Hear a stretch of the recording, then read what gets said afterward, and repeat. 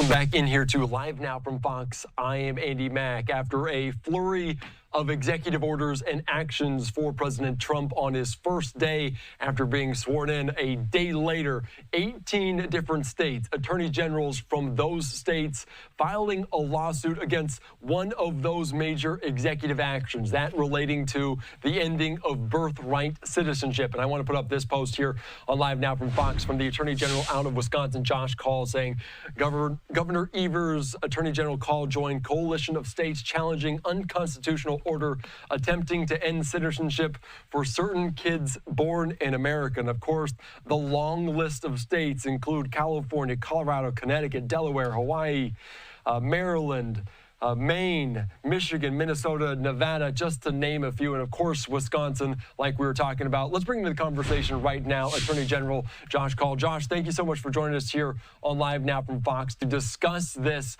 Obviously, this has been in the works for some time, knowing that Trump could take office. This was a part of the plan. Lay out the lawsuit for me, and how optimistic are we that the courts will rule in your favor? Well, thanks for having me on the program. You know, the U.S. Constitution is very clear in the 14th Amendment that folks who are born in this country and subject to the jurisdiction of our laws are U.S. citizens. Now, that's a principle that has stood for well over 100 years, and our U.S. Supreme Court has directly considered this issue and found that the Constitution guarantees this right. We also have federal laws that guarantee the right to citizenship for folks who are born here. So I'm very optimistic about the way that this suit will resolve. But fundamentally, this is about what authority the president has and doesn't have. And he can't, with an executive order, overturn the U.S. Constitution or federal law. Yeah, that is a very good point. And we've heard some language, the governor there in Wisconsin calling egregious, reckless, unconstitutional, just to name a few of those adjectives about there. I want to ask you just the position of these 18 states. Why did you feel it was best to come together as this group of 18 to pursue this lawsuit? We often work together with AGs around the country. Sometimes we do that in a bipartisan fashion, like when we all worked to hold opioid companies accountable for their role in the opioid epidemic and help to secure funds to fight that epidemic. We also work together on antitrust cases to reduce prices. But in other times, Democratic AGs or Republican AGs will link up and work together. That allows us to conserve resources, but also to make sure that cases are directed in a way that doesn't lead to a series of different cases all over the country, but instead has one or two focal points so that these issues can be resolved efficiently. Yeah, and of course, one of those main components there, maybe moving it up as it will likely end in the Supreme Court. That's kind of where it all roads lead in terms of this case. Are you concerned in terms of that, as we've seen this Supreme Court overturn major precedents before, notably Roe v. Wade? Is there any concern in your eyes about this case if and when it does reach that level?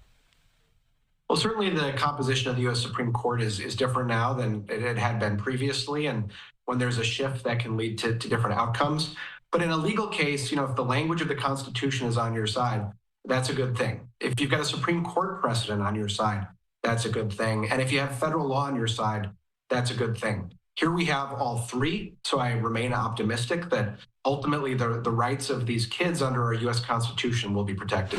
Yeah, and of course, your name and the now President Trump's name have been linked there as well, dating back to some of the charges that you filed against the fake electors scheme, notably over the summer. Can you talk about the state of this? Because we did see a lot of executive orders, a lot of executive actions put in place. I imagine this is not going to be the only lawsuit against some of them. Can you talk about that and this just being day number one of Trump's presidency?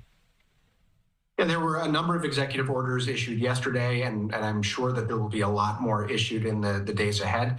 In a lot of cases, those orders are pretty general, and ultimately a federal agency will take specific action that can lead to lawsuits as well. But we're going to review these carefully, and where there are areas that we can work together, for example, to reduce the cost of living for folks, we want to do that. At the same time, if there are policies that we believe infringe upon people's rights and that are not in the interests of the people I represent in Wisconsin, we're prepared to take action. All right. And of course, we were talking about this, and we know that it's not retrospective at all. But of course, you talked about the language of this 14th Amendment. Are you concerned that this might be a springboard to other parts of birthright citizenship that concern you?